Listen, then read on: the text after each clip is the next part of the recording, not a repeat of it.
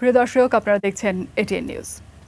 আন্তর্জাতিক জাতিসংঘ শান্তিরক্ষী দিবস উপলক্ষে এটিএন নিউজের বিশেষ আয়োজনে আপনাদের সবাইকে আমন্ত্রণ জানাচ্ছি। আমি ডক্টর ফাইজা রাহলা। দর্শক, এবছর এই দিবসটির মূল প্রতিপাদ্য বিষয় fit for the future, building better together. আজকের এই বিষয় নিয়ে আলোচনা করতে আমাদের সাথে স্টুডিওতে উপস্থিত হয়েছেন কর্নেল মোহাম্মদ তারিকুল ইসলাম, অপারেশনস ও পরিকল্পনা পরিদপ্তর, সশস্ত্র বাহিনী বিভাগ, ঢাকা সেনানিবাস।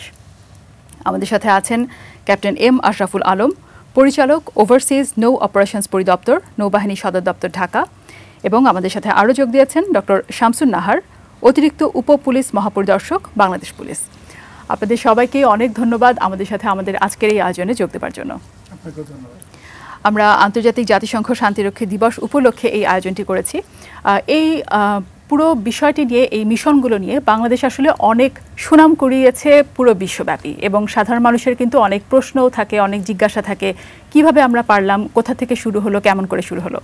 একেবারে শুরুতেই আপনার কাছে আসতে চাই, জাতিসংঘের অধীনে শান্তিরক্ষা মিশন রয়েছে এমন দেশগুলোর জনগণের নিকট বাংলাদেশের এই শান্তিরক্ষী যারা রয়েছেন, যে সদস্যগুলো আছেন, তাদের গ্রহণযোগ্যতা অন্যান্য দেশের শান্তিরক্ষী সদস্যদের থেকে কিছুটা হলেও বেশি।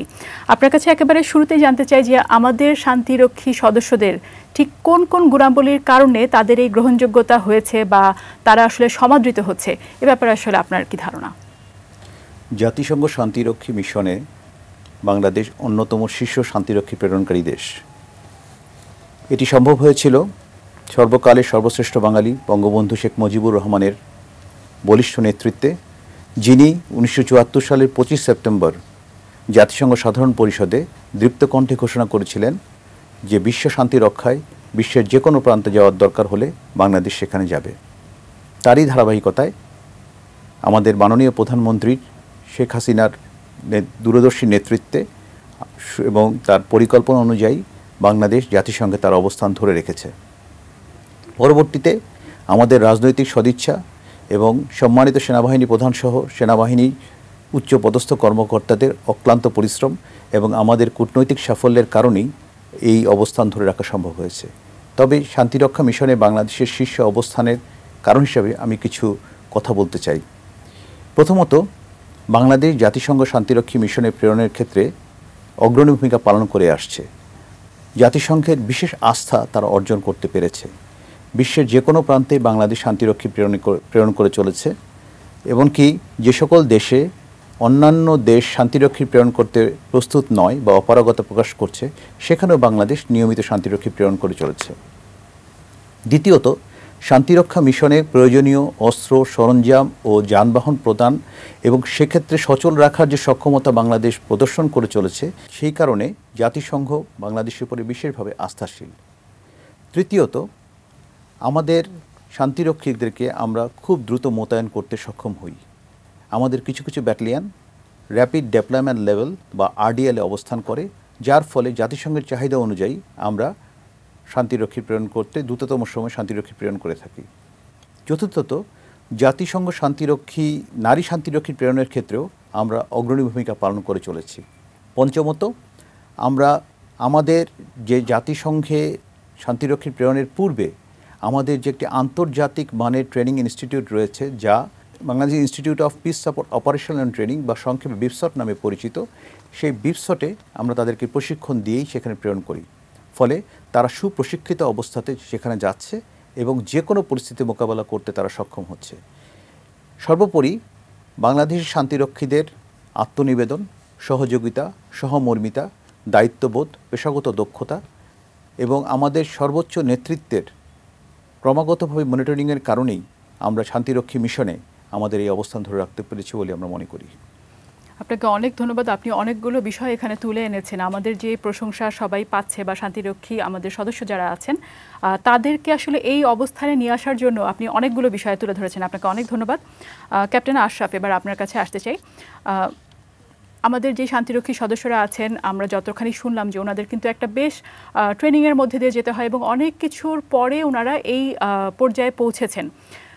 তাদেরকে কিন্তু অনেক সাহসিকতার সাথে এবং অনেক ধৈর্যের সাথে, অনেক ঝুঁকির মধ্যে পড়তে হয়, অনেক রকম প্রতিকূল পরিবেশের সাথে মানিয়ে নিতে হয়। এবং তারপরও তারা কাজ করে যাচ্ছেন। ঠিক কোন কোন বিষয়গুলো এক্ষেত্রে কাজ করছে বলে আপনি মনে করেন? তারা যে এরকম চ্যালেঞ্জিং পরিবেশের মধ্যেও তারা ভালো কাজ করতে পারছেন, সেক্ষেত্রে আসলে কোন বিষয়গুলো সবথেকে বেশি গুরুত্বপূর্ণ? ধন্যবাদ আপনাকে একটা প্রাসঙ্গিক বিষয় তুলে ধরার জন্য। যে কোনো কাজে আমরা যখন কোনো একটি জায়গাতে ঝুঁকি নেই বা সাহসিকতার পরিচয় দেই, তার পেছনে সবচেয়ে বড় যে জিনিসটা কাজ করে সেটা হচ্ছে মোটিভেশন।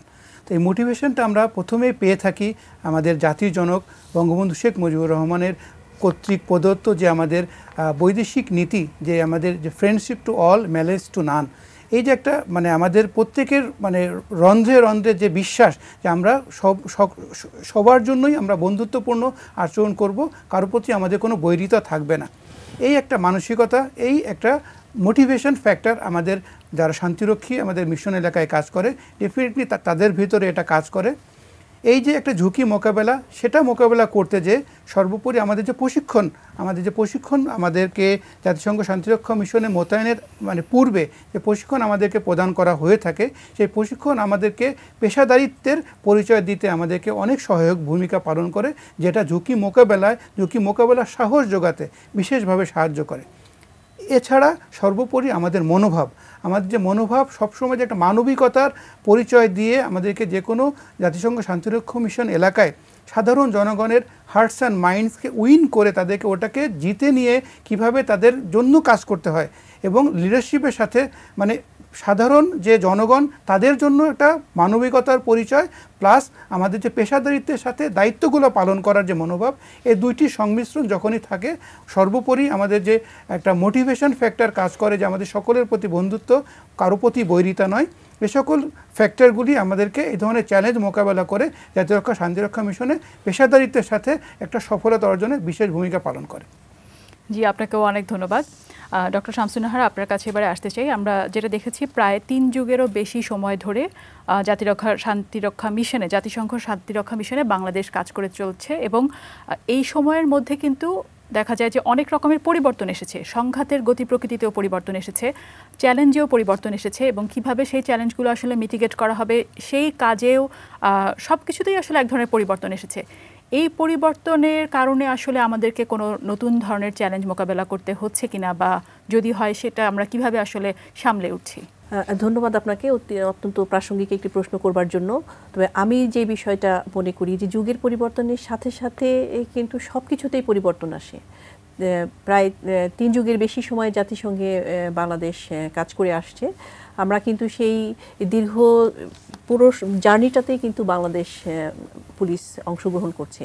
কাজে প্রতিনিয়তই কিন্তু আমরা এই পরিবর্তিত পরিস্থিতির সাথে খাপ খাইয়ে নিয়েই আমরা কাজ করছি। কাজে কোনো একটা হঠাৎ করে কোনো একটা চ্যালেঞ্জ আমাদেরকে কিন্তু প্রতিবন্ধকতা সৃষ্টি করতে পারছে না বলেই আমি মনে করছি। কারণ প্রতিনিয়তই কিন্তু আমরা মানসিকভাবে প্রস্তুতি নিচ্ছি, এবং আমাদের যে স্বাধীনতা যুদ্ধে সংগ্রামের মাধ্যমে যে আমাদের দেশ আমরা পেয়েছি, এবং বঙ্গবন্ধু যেইভাবে 1974 সালে জাতিসংঘের সাধারণ পরিষদের অধিবেশনে যেইভাবে বিশ্ব শান্তি রক্ষার ক্ষেত্রে বাংলাদেশের দৃঢ় অবস্থানের কথা ব্যক্ত করেছেন, পাশাপাশি সেটি আমাদের সংবিধানেও তার প্রতিফলন আছে, এবং আমাদের যেটা পররাষ্ট্র নীতি তাতেও এর প্রতিফলন ঘটেছে, অর্থাৎ সকলের জন্য বন্ধুত্ব, কারোর জন্য বৈরিতা নয়। এই মাইন্ডসেটটা কিন্তু আমাদেরকে শুরুতেই প্রস্তুত করে দেয় সকল চ্যালেঞ্জ মোকাবেলা করবার জন্য। আমি নিজেও 2009 সালে জাতিসংঘ পূর্ব তিমুরে কাজ করেছি, এবং সর্বশেষ আমি 22 সালে কাজ করেছি লিবিয়া, অর্থাৎ দুটো কিন্তু দুই রকম, এবং 21 এবং 22-এ আমি ইটালিতে কাজ করেছি, অর্থাৎ 3টি কন্টিনেন্টে কিন্তু আমি কাজ করছিলাম, এশিয়া, ইউরোপ এবং আফ্রিকা।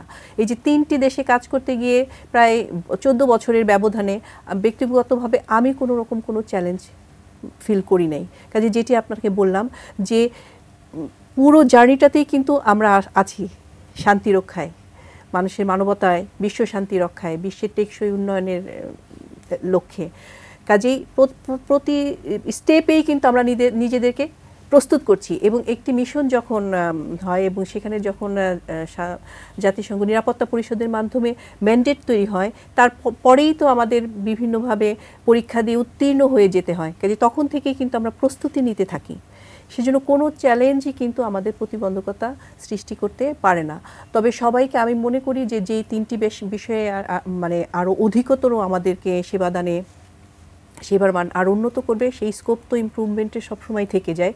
সেটা আমি মনে করি যে ভাষাগত দক্ষতাটা যদি আমরা আরও বেশি এই ব্যাপারে মনোনিবেশ করতে পারি, পাশাপাশি মাইন্ডসেট, যেটা আমার কাছে কিছুটা চ্যালেঞ্জ মনে হয়েছে, সেটা হচ্ছে যে ভৌগোলিক অবস্থানগত কারণে যে আমাদের পার্থক্যটা, অর্থাৎ বাংলাদেশের আবহাওয়া এবং সেটা আফ্রিকায় একরকম, সেটা ইউরোপে আর এক রকম, এবং সেটা এশিয়া মহাদেশে ভিন্ন রকম, সেই জায়গাটার জন্য নিজেকে একটু প্রস্তুতি করা। অর্থাৎ যদি আমরা প্রস্তুত থাকি, মানসিকভাবে নিজেকে মানুষের সেবা এবং বিশ্বশান্তির গৌরবটাকে ধারণ করি যে আমি একটা গৌরবোজ্জ্বল ভূমিকা দেশের প্রয়োজনে আমি নিতে যাচ্ছি, তাহলে কিন্তু কোনো চ্যালেঞ্জই আমাদের কোনো প্রতিবন্ধকতা সৃষ্টি করতে পারবে না, না পুরুষের জন্য না নারীর জন্য, যেটা আমি ব্যক্তিগতভাবে একজন নারী হিসেবে কাজ করতে গিয়ে অনুভব করেছি।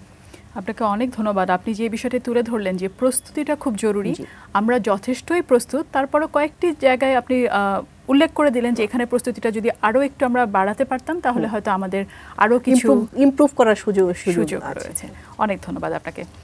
কর্নেল তারিকুল ইসলাম, আপনার কাছে এবার একটু আসতে চাই। আমরা জাতিসংঘ শান্তিরক্ষা মিশনে বাংলাদেশের সেনাবাহিনীর কার্যক্রম সম্পর্কে জানতে চাই। আপনার অভিজ্ঞতা দিয়েই যদি আমাদেরকে সেই কার্যক্রমটা ব্যাখ্যা করতেন।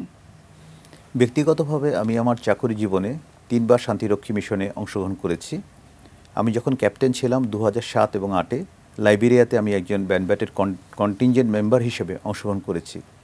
কন্টিনজেন্ট মেম্বার হিসেবে আমি প্রতিনিয়ত টহল দিয়েছি আমার দায়িত্বপূর্ণ এলাকাতে, এবং আমি নিশ্চিত করেছি যে আমার দায়িত্বপূর্ণ এলাকায় যারা সাধারণ জনগণ রয়েছেন তারা যেন কোনো রকমভাবেই ক্ষতিগ্রস্ত না হন। এছাড়া আমি আমার ব্যাটালিয়নে অন্যান্য যে জনহিতকর কাজগুলো রয়েছে সেগুলোর সাথে নিয়মিতভাবে সম্পৃক্ত ছিলাম। পরবর্তীতে 2014 এবং 2015 সালে আমি সুদানের দারফুরে সামরিক পর্যবেক্ষক হিসেবে নিয়োজিত ছিলাম। সামরিক পর্যবেক্ষক হিসেবে আমার মূল দায়িত্ব ছিল স্থানীয় জনগণের সাথে মিশে তাদের সাথে কথা বলে তাদের মনোভাব এবং বিদ্রোহী গোষ্ঠীগুলো যেগুলো একে অপরের সাথে সংঘাতে লিপ্ত ছিল তাদের অবস্থান এবং তাদের মোটিভেশন বা তাদের গতি প্রকৃতি সম্পর্কে আমি আমার মিশন সদর দপ্তরকে নিয়মিতভাবেই তথ্য প্রদান করতাম। সর্বশেষ 2023 সালে আমি কর্নেল পদবর্তী থাকা অবস্থায় আমি একটি দক্ষিণ সুদানে একটি সেক্টরের ডেপুটি সেক্টর কমান্ডার হিসাবে দায়িত্বরত ছিলাম। মূলত ডেপুটি সেক্টর কমান্ডার হিসেবে যখন আমি ছিলাম তখন আমি এই সেক্টরের অপারেশনাল কার্যক্রমের অন্যতম সিদ্ধান্ত নির্ধারণী ভূমিকায় কাজ করেছি, এবং আমার অধীনে বিভিন্ন দেশের সেনাবাহিনী, নৌবাহিনী, বিমান বাহিনীর কর্মকর্তা এবং সৈনিকরা ছিল, এবং আমি তাদের সাথে কাজ করে যে অভিজ্ঞতা অর্জন করেছি সেই অভিজ্ঞতার আলোকে আমি বলতে পারি যে জাতিসংঘ মিশনে অংশগ্রহণ করার মাধ্যমে বাংলাদেশ সেনাবাহিনী শুধুমাত্র আন্তর্জাতিক সুনামই অর্জন করেনি, বরং এদের সদস্যরা কিন্তু অনেক ভালো অভিজ্ঞতা অর্জন করেছে, যা অন্যান্য দেশের সামরিক বাহিনীর সঙ্গে তাদের সাথে মত বিনিময়, তাদের সাথে অভিজ্ঞতার আলোকে আমাদের চাকরি জীবনে নানাভাবে আমাদেরকে উপকৃত করছে। আপনার এই উত্তর থেকে, আপনার ব্যক্তিগত অভিজ্ঞতা থেকে আমি আসলে আরও কয়েকটি বিষয় একটু জানতে চাই আপনার কাছে। যেটা আপনি বললেন যে অন্যান্য দেশের সেনাবাহিনীর সাথে আসলে আপনাদের একসাথে কাজ করার একটা অভিজ্ঞতা হয়েছে। সেই ক্ষেত্রে আসলে বাংলাদেশ সেনাবাহিনী এবং অন্যান্য দেশের সেনাবাহিনীর কাজের ধরন বা তাদের যোগ্যতা বা তাদের ক্ষমতা, এই ব্যাপারটাকে যদি আমরা একটু তুলনা করে বলতে চাই, আপনার অভিজ্ঞতা যদি বলতেন এই বিষয়ে। আপনি জেনে অত্যন্ত আনন্দিত হবেন যে বাংলাদেশ সেনাবাহিনী জাতিসংঘ শান্তিরক্ষী মিশন অন্যান্য দেশের বিভিন্ন দেশের সেনাবাহিনীর সাথে কাজ করে থাকে, এবং কোনো অবস্থাতেই আমাদের কাছে মনে হয়নি যে বাংলাদেশ সেনাবাহিনী অন্যান্য দেশের তুলনায় পিছিয়ে আছে।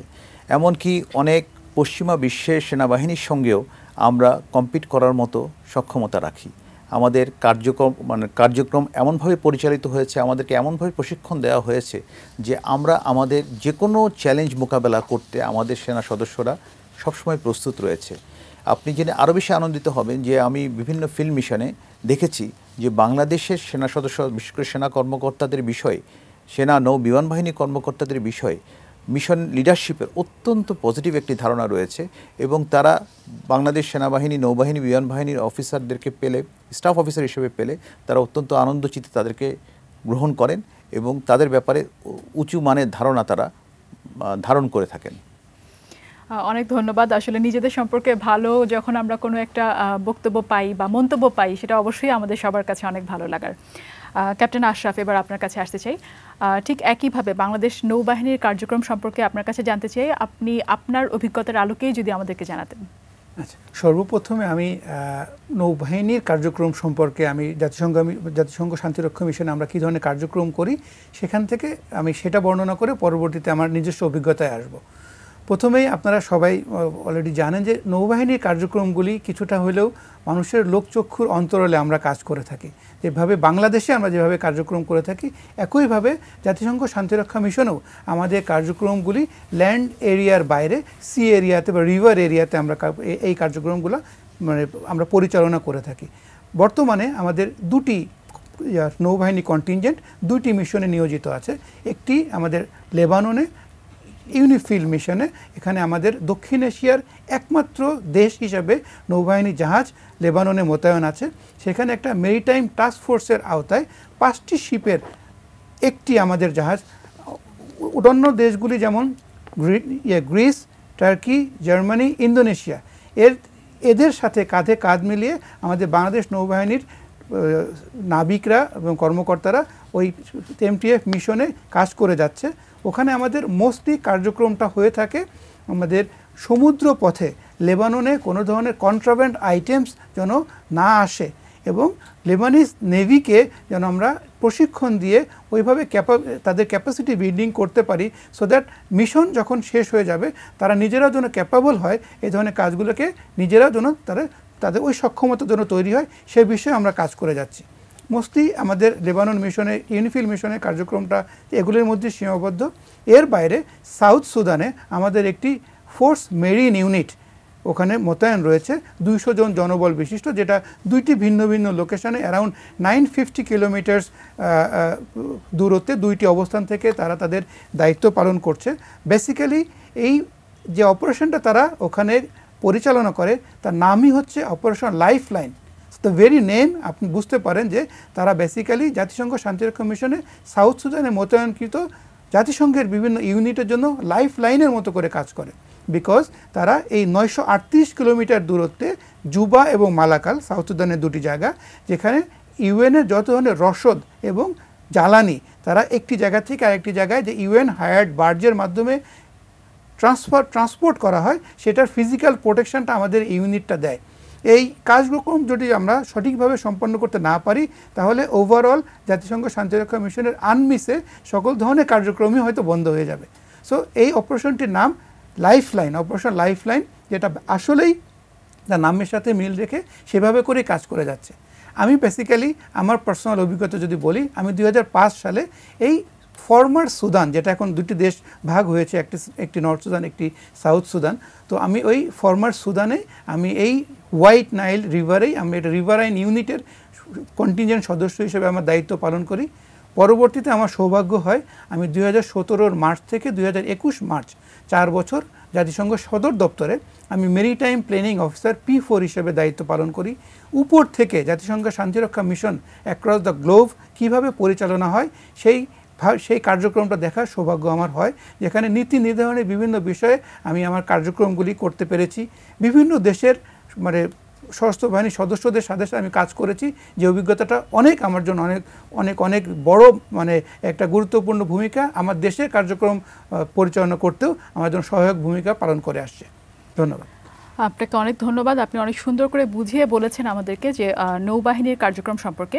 আপনার কাছে জানতে চাই যে আরও একটি ছোট্ট প্রশ্ন, যে পুরো বিষয়টির মধ্যে আপনার কাছে সবথেকে চ্যালেঞ্জিং কোন কাজটি মনে হয়েছে? সবচেয়ে বেশি আমার কাছে যেটা সবচেয়ে বেশি চ্যালেঞ্জিং মনে হয়েছে যে আমাদের যেসব এলাকাগুলোতে আমরা জাতিসংঘ শান্তিরক্ষা মিশন যেসব এলাকাগুলিতে আমরা অপারেট করি, সেখানকার সাধারণ জনগণের তাদের ভিতরে ঢোকা, তাদের সাথে মিলে মিশে তাদের মনকে জয় করে ওই এলাকাতে নিজেদের ফুটহোল্ড এস্টাবলিশ করে, কারণ আমরা যেসব জায়গাগুলোতে অপারেট করি সেগুলো অনেক বৈরী। যদি আমাদের সাধারণ মানুষ যদি আমাদের সাথে মানে বন্ধুসুলভ আচরণ না করে, সেখানে আমাদের নিজস্ব কার্যক্রম ম্যান্ডেট অনুযায়ী কার্যক্রম পরিচালনা করা যথেষ্ট ঝুঁকিপূর্ণ। সো তাদের হার্টস অ্যান্ড মাইন্ডকে উইন করাটা আমার কাছে সবচেয়ে বেশি চ্যালেঞ্জিং মনে হয়েছে। তাদের সাথে বন্ধুত্বপূর্ণ সম্পর্ক স্থাপন করে আমাদেরকে কাজগুলো করতে হচ্ছে। ডক্টর শামসুন নাহার, এবার আপনার কাছে আসতে চাই। বাংলাদেশ পুলিশের কার্যক্রম এই শান্তিরক্ষা মিশনে আসলে যদি আপনার কাছে জানতে চাই, আপনার অভিজ্ঞতার আলোকে যদি আমাদেরকে জানাতেন যে বাংলাদেশ পুলিশ ঠিক কী ধরনের কার্যক্রম পরিচালনা করছে। প্রথমে বাংলাদেশ পুলিশের গৌরবময় অবদানের কথা দিয়ে শুরু করি। বাংলাদেশে 1989 সালে নামিবিয়া মিশনের মাধ্যমে এই জাতিসংঘ শান্তিরক্ষী মিশনে যাত্রা শুরু করে। প্রায় 35 বছর হয়ে গেছে এই গৌরবময় অধ্যায়ের। তখন থেকে আজও অবধি অত্যন্ত সুনামের সাথে, পেশাদারিত্বের সাথে, দক্ষতার সাথে বাংলাদেশ পুলিশ কাজ করে যাচ্ছে। এরপরে বিভিন্ন মিশনে এ পর্যন্ত 21টি দেশে 23টি মিশনে বাংলাদেশ পুলিশে প্রায় 22,000 পুলিশ সদস্য কাজ করেছে। বর্তমানে বাংলাদেশের 6টি মিশনে বাংলাদেশ পুলিশ কাজ করছে এবং তার মধ্যে কিন্তু সকল ক্যাটাগরিতেই কাজ করছে। এফপিওতে কাজ করছে, আইপিও হিসেবে কাজ করছে, অর্থাৎ ইন্ডিভিজুয়াল পুলিশ অফিসার হিসেবে কাজ করছে এবং তারপরে প্রফেশনাল ক্যাটাগরিতে কাজ করছে। অর্থাৎ যতদিন যাচ্ছে বাংলাদেশ পুলিশের সদস্যগণ নিজেদেরকে আরও তৈরি করছে, আরও পেশাদারিত্বের সাথে দায়িত্ব পালন করবার জন্য। আপনি যেটা প্রথম প্রশ্ন আমাকে করেছিলেন যে চ্যালেঞ্জ, সময়ের সাথে সাথে কিন্তু নিজেরাও নিজেদের দক্ষতাকে বৃদ্ধি করছে, অর্থাৎ বিভিন্ন কলেবরে কাজের জন্য নিজেদেরকে প্রস্তুত করছে। এরপরে যদি আমরা বলতে যাই 2000 সালে পূর্ব তিমুরে 5 জন নারী সদস্য ইন্ডিভিজুয়াল পুলিশ অফিসার হিসেবে কাজ করার যাত্রা শুরু করে এবং 2010 সালে আপনারা দেখেন হাইতিতে সে যখন মানে ভূমিকম্প বিধ্বস্ত একটা দেশে, তখন 2010 সালে একজন অতিরিক্ত পুলিশ সুপার, বর্তমানে তিনি ডিআইজি হিসেবে আছেন পুলিশ একাডেমি সারদায়, জনাব রকফার সুলতানা, ওনার নেতৃত্বে প্রথম ফর্ম পুলিশ ইউনিট হাইতিতে কাজ করে, একটা ইন্ডিভিজুয়ালি ফর্ম পুলিশ ইউনিট, সেখানে কোনো পুলিশ সদস্য নেই। তো কাজেই ভাবা যায় যে বাংলাদেশের যে নারীরা কতটা দক্ষ, নারীদের পাশাপাশি পুরুষরা সমানভাবে দক্ষ, নারীরাও কোনো অংশে পিছিয়ে নেই। এত বৈরী একটা পরিবেশে এইরকম একটা চ্যালেঞ্জিং কাজে নিজেদেরকে অত্যন্ত সফলভাবে দায়িত্ব পালন করেছে।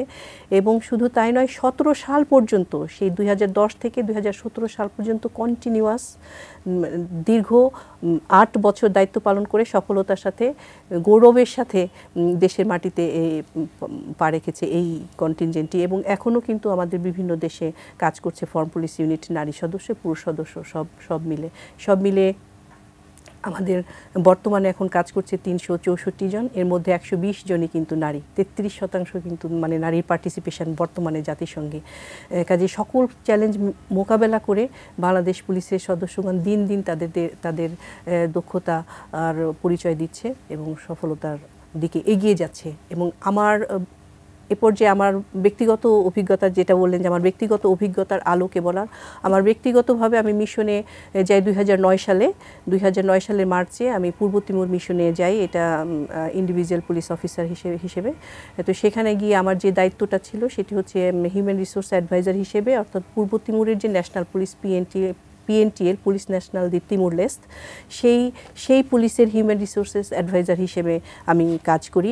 সেখানে অর্থাৎ সেই দেশের পুলিশটাকে রিফর্ম করা এবং কি রিস্ট্রাকচারিং করা, তাদেরকে কি ক্যাপাসিটি বিল্ডিং করা, তাদের অর্গানোগ্রাম, তাদের রিক্রুটমেন্ট পলিসি, তাদের প্রমোশন পলিসি, ওই সময় তো তাদের কোনো কিছুই ছিল না। এই সব কিছু মিলেই আমার দায়িত্বটা পালন করতে হয়। এবং এক্ষেত্রে দায়িত্ব পালনের জন্য আমি যেটা বললাম যে ন্যাশনাল পুলিশ, তাদের সাথে আমার কাজ করতে হয়েছে। কাজেই সেখানে তাদের সাথে মিশতে হয়েছে। একদিকে তো ইউএন পুলিশের সাথে আমি ইউএন পুলিশ হিসেবে গিয়েছি সেখানে, পাশাপাশি আমার দায়িত্বটা বেশিরভাগই তাদের সাথে ছিল।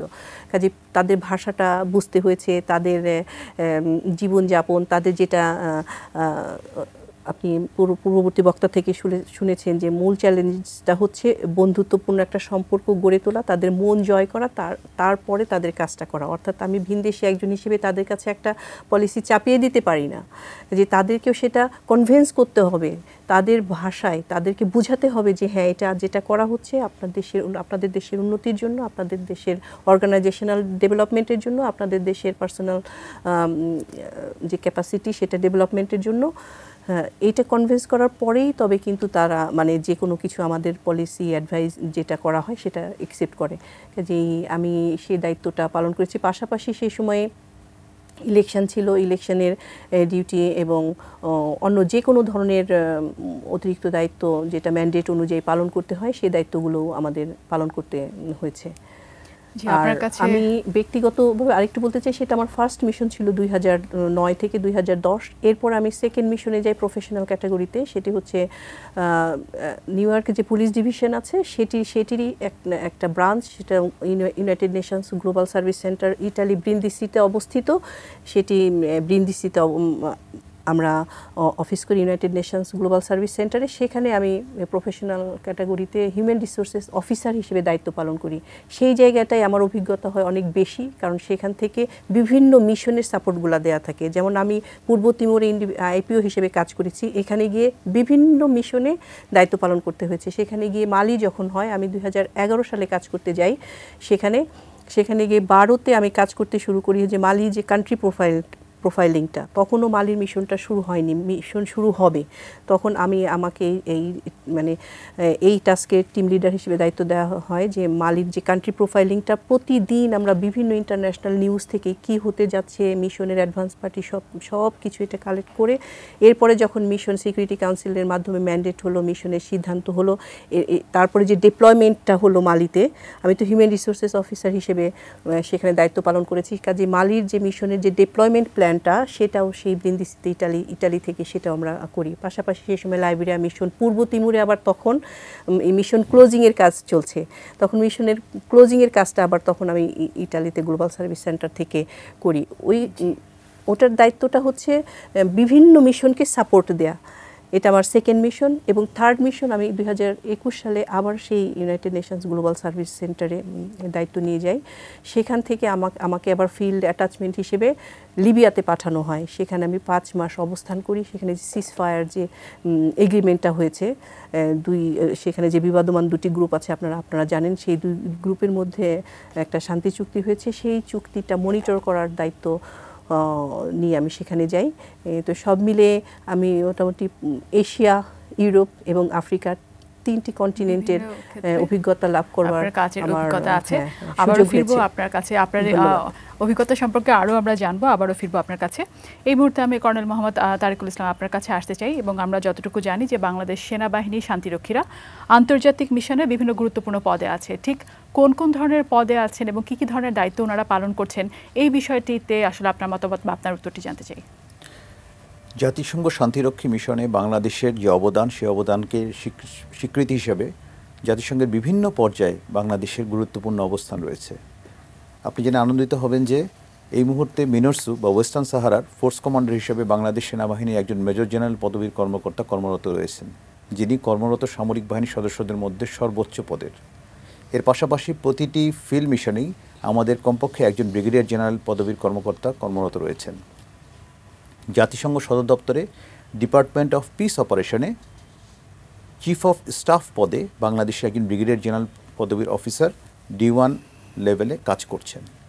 তা আমাদের যে জাতিসংঘের শান্তিরক্ষী কর্মসূচিতে আমাদের যে অবদান, সেই অবদানের স্বীকৃতি হিসেবেই এই পদবগুলো আমরা পেয়েছি। এবং এর জন্য কাজ করেছে আমাদের রাজনৈতিক নেতৃবৃন্দের সদিচ্ছা এবং আমাদের সম্মানিত সেনাবাহিনী প্রধানসহ অন্যান্য নেতৃত্ব পর্যায়ের যে সেনা কর্মকর্তারা রয়েছেন, তাদের অক্লান্ত পরিশ্রম এবং আমাদের কূটনৈতিক সাফল্য। আমি মনে করি ভবিষ্যতেও আমাদের এই অবস্থান অব্যাহত থাকবে বলে আমি দৃঢ়ভাবে আশা করি। আপনাকে অনেক ধন্যবাদ। ক্যাপ্টেন আশরাফ, আপনার কাছে এবারে আসতে চাই।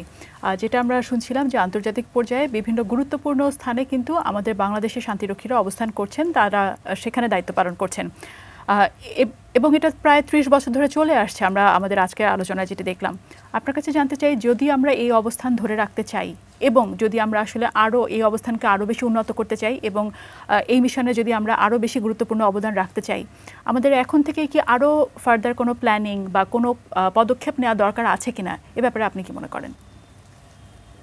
জাতিসংঘ শান্তিরক্ষা মিশনের আমাদের যে অবস্থান, যে আমাদের যে একটা রেপুটেশন ক্রিয়েট হয়েছে, সেটাকে ধরে রাখা যথেষ্ট চ্যালেঞ্জিং। অবশ্যই সময়ের সাথে সাথে জাতিসংঘ এলাকায় আমাদের থ্রেট এনভায়রনমেন্টও অনেক পরিবর্তন হয়েছে।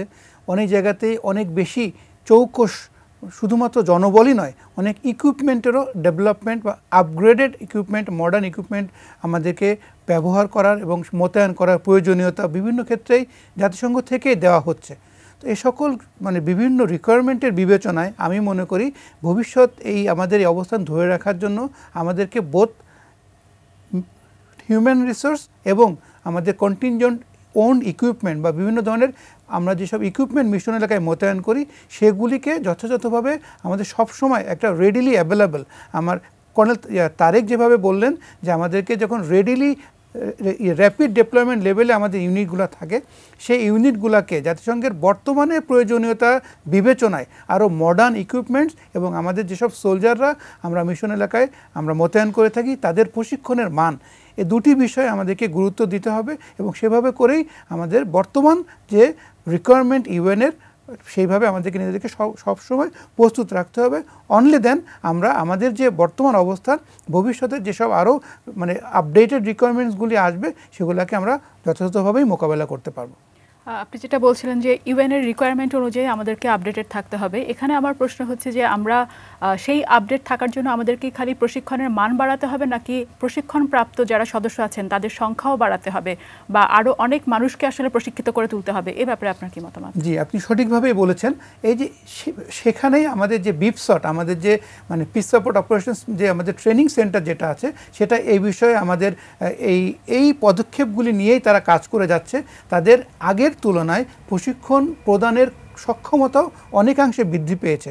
এখন আরও অনেক বেশি সংখ্যায় ইন্টারন্যাশনাল স্ট্যান্ডার্ডে আমরা আমাদের 3 বাহিনীর সদস্যদেরকে আমরা ওখানে প্রশিক্ষণ প্রদান করার ক্ষমতা অর্জন করেছি এবং সেভাবেই 3 বাহিনী থেকেই এই জিনিসটাকে যথেষ্ট গুরুত্বের সাথে বিবেচনা করে আমাদের প্রশিক্ষণের মান বাড়িয়ে এবং প্রশিক্ষণের মেয়াদকাল এবং প্রশিক্ষণ প্রদানের সক্ষমতা বৃদ্ধির মাধ্যমে সংখ্যায় আমরা অনেক বেশি মানুষকে, বেশি সোলজারদেরকে, বেশি সেলারদেরকে, বেশি এয়ারম্যান, বেশি মানে পুলিশদেরকে আমরা যেন সবাইকে আরও বেশি ট্রেনিং করিয়ে জাতিসংঘ মোতায়েনের জন্য মানে মিশন রেডি করে রাখতে পারি, সেই ধরনের সে আলোকেই আমাদের লিডারশিপ সেভাবেই কাজ করে যাচ্ছে। আপনাকে অনেক ধন্যবাদ। আপনি খুব সুন্দর করে আমাদেরকে বুঝিয়েছেন যে আসলে ইউএনের রিকোয়ারমেন্টও আছে এবং সেই সাথে আমাদের সক্ষমতাও আছে, আমরা এখন সেদিকে এগিয়ে যাচ্ছি। ডক্টর শামসুন নাহার, আপনার কাছে এবার আসতে চাই। আপনার আগের যে আপনি যখন উত্তর দিয়েছিলেন আপনার সেই উত্তরের আলোকেই আমি একটু প্রশ্ন করতে চাই। আপনি যেটা বলছিলেন যে 33% নারী সদস্য এই শান্তিরক্ষী বাহিনীতে কাজ করছে বর্তমানে, যদি আমরা বলি টোটাল স্ট্রেংথের আমাদের সামাজিক প্রেক্ষাপট যদি আমরা দেখি, নারীদেরকে আমরা বলবো কিছুটা হলেও পিছিয়ে পড়া, অনেক ক্ষেত্রে তারা সমস্ত সুযোগ সুবিধা পান না, তারপরও কিন্তু 33% আমরা এই জায়গায় আনতে সক্ষম হয়েছি। কি ধরনের মোটিভেশন কাজ করেছে? এই যে 33% তাদেরকে কিন্তু একজন পুরুষের তুলনায় অনেক বেশি ফাইট করে এই জায়গাটাতে আসতে হয়েছে, এটা আমি নিজেও বিশ্বাস করি এবং আপনিও নিশ্চয়ই সেই অভিজ্ঞতাই আপনার আছে। কি ধরনের মোটিভেশন ওনারা পেয়েছিলেন দেখে ওনারা এখানে আসতে পেরেছিলেন এবং কি ধরনের সাপোর্ট তারা পেয়েছিলেন, সেই সাপোর্টগুলোকে ডেফিনেটলি আমরা আরও বাড়াতে চাইব। আপনার অভিজ্ঞতার আলোকে আমাদেরকে যদি বলতেন। প্রথমে আপনাকে ধন্যবাদ যে এজন্য যে আপনি বলেছেন যে আপনি যেটা মনে করেন যে নারীদেরকে আরও বেশি ফেস করতে হয় এবং নারীদের জন্য একটা জায়গায় অবস্থান পাওয়াটা একটু চ্যালেঞ্জিং। আসলেই তাই, আমাদের এই সমাজে নারীদের একটা অবস্থান পেতে হলে তাকে প্রুফ করতে হয় প্রথমত কাজ দিয়ে, এরপরে তাকে ম্যানেজ করতে হয় তার পরিবার, এরপরে তার মানে অফিসিয়াল যারা কর্তৃপক্ষ আছেন তাদের সব কিছুকে মানে এক্সট্রা মাত্রায় মানে তাকে প্রুফ করে এফোর্ট দিয়ে তারপরে তাকে যেতে হয়। সেই দিক থেকে তারপরে সেই চ্যালেঞ্জগুলোর পরেও মেয়েরা এগিয়ে আছে। এর প্রথম মোটিভেশন যেটা কাজ করে সেটা আমি বলবো আমাদের মাননীয় সরকার প্রধান, তিনি কিন্তু সব সময় মেয়েদেরকে চ্যালেঞ্জিং যে কোনো জায়গায় দেওয়ার ব্যাপারে অত্যন্ত উদার। সেই মোটিভেশনটা কিন্তু আমরা যে কোনো জায়গায় যে কোনো দায়িত্ব পালনের ক্ষেত্রেই পাই, সেটা জেলায় হোক কিংবা সেটা দেশের বাইরে হোক, সব সময় আমরা মনে করি যে আমরা যে আমাদেরকে দায়িত্বটা দেওয়া হয়েছে, এই সমাজ যে মানে একটা কথা আছে না, নারীরা না পারলেই তাকে কিন্তু ভিন্নভাবে বলতে চায়, সেই জায়গাটায় আমরা অত্যন্ত দৃঢ়ভাবে হ্যান্ডেল করি এবং পুলিশের যে আমাদের BPWN আছে সেখানেও কিন্তু আমরা মোটিভেট করতে চাই যে আমাদেরকে যেহেতু দায়িত্ব দেওয়া হয়েছে এটা থেকে যেন আমরা পিছিয়ে না আসি, সেটা প্রথমত সেটা ধরে রাখতে হবে।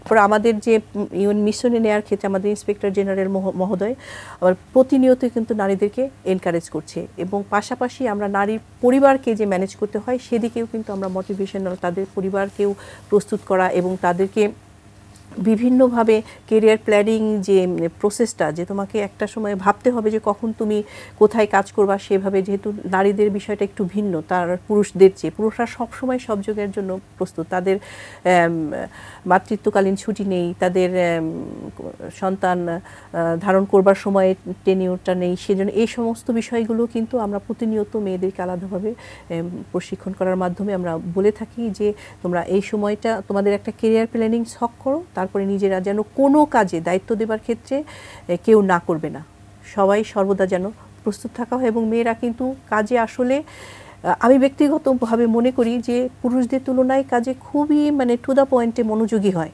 সে মনে করে যে তার দায়িত্বটা পালন করে তাকে মানে সংসারের কাজে যেতে হবে, তার পরিবার দেখতে হবে, তো অন্য কোনো চিন্তা পুরুষের চেয়ে কম থাকে। সেজন্যই আমার মনে হয় যে মেয়েরা দিন দিন তাদের পারফরমেন্সে এগিয়ে যাচ্ছে, শুধু এই ক্ষেত্রে নয়, সব ক্ষেত্রেই। আপনাকে অনেক ধন্যবাদ আপনার এই উত্তরের জন্য।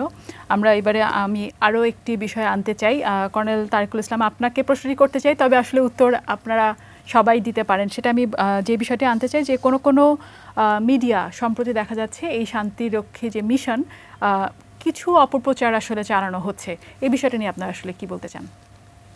দেখুন, জাতিসংঘ শান্তিরক্ষী মিশনে বাংলাদেশের যে অবদান সেটা আমাদের একটি গর্বের জায়গা। আমরা 1988 সালে সর্বপ্রথম জাতিসংঘ শান্তিরক্ষী মিশনে অংশগ্রহণ করি এবং গত 36 বছর ধরে আমরা এবং আমাদের পূর্বসূরিদের কঠোর পরিশ্রমের কারণেই আজকে এই অবস্থানে আমরা অবস্থান করছি। বাংলাদেশ সেনাবাহিনী যখনই তার জাতিসংঘ শান্তিরক্ষী মিশনের কোনো সদস্যকে নির্বাচন করে, তা একটি নিবিড় যাচাই বাছাইয়ের প্রক্রিয়ার মধ্যে দিয়ে করা হয়। কারো বিরুদ্ধে কোনো অভিযোগ থাকলে তাকে কখনোই নির্বাচন করা হয় না। এমনকি মিশন চলাকালীন সময়ে কারো বিরুদ্ধে কোনো অভিযোগ যদি উঠে, তৎক্ষণাৎ তার বিরুদ্ধে শাস্তিমূলক ব্যবস্থা এবং তাকে দেশেও ফেরত পাঠানো হয়। আপনি যেন অত্যন্ত আনন্দিত হবেন যে গত 36 বছরে মানবাধিকার লঙ্ঘনের জন্য বাংলাদেশ সেনাবাহিনীর একজন সদস্যকেও দেশে প্রত্যাবর্তন করতে হয়নি অথবা তার বিরুদ্ধে শাস্তিমূলক ব্যবস্থা গ্রহণ করা হয়নি। বাংলাদেশ সেনাবাহিনীর ইতিহাসে জাতিসংঘ শান্তিরক্ষী মিশনে কখনো কোনো মানবাধিকার লঙ্ঘনের কোনো অভিযোগ জাতিসংঘ সদর দপ্তর থেকেও উত্থাপিত হয়নি। সুতরাং আমি মনে করি যে এ ধরনের অভিযোগ একেবারেই ভিত্তিহীন এবং অপপ্রচার মাত্র, এবং যারা বাংলাদেশের সম্পর্কে অপপ্রচার চালিয়ে লাভবান হতে চায় তাদেরই এটি একটি পদক্ষেপ যার মাধ্যমে আমরা দেশ হিসেবে, রাষ্ট্র হিসেবে আমরা ক্ষতিগ্রস্ত হব। আপনি নিজেই বলেছেন যে একটা অপপ্রচার তো থাকবে, ভালো কিছুর পিছনে সবসময় কেউ তাকে পিছু টানবার চেষ্টা করবে, ভালো কিছু অর্জনটাই চ্যালেঞ্জিং, কাজে অপপ্রচারকে পাত্তা না দিয়ে আমাদেরকে সামনের দিকে এগিয়ে যেতে হবে। আপনাদের সবাইকে অনেক ধন্যবাদ আমাদের এই বিশেষ আয়োজনে আমাদের সাথে এটিএন নিউজের সাথে যোগ দেওয়ার জন্য এবং আপনাদের মতামতগুলো আমাদের দর্শকদেরকে জানানোর জন্য অনেক ধন্যবাদ সবাইকে। আপনাকে ধন্যবাদ, দর্শকদেরকে ধন্যবাদ। প্রিয় দর্শক, আজ তাহলে এ পর্যন্তই। সবাইকে অনেক ধন্যবাদ আমাদের সাথে এতক্ষণ থাকার জন্য। দেখতে থাকুন এটিএন।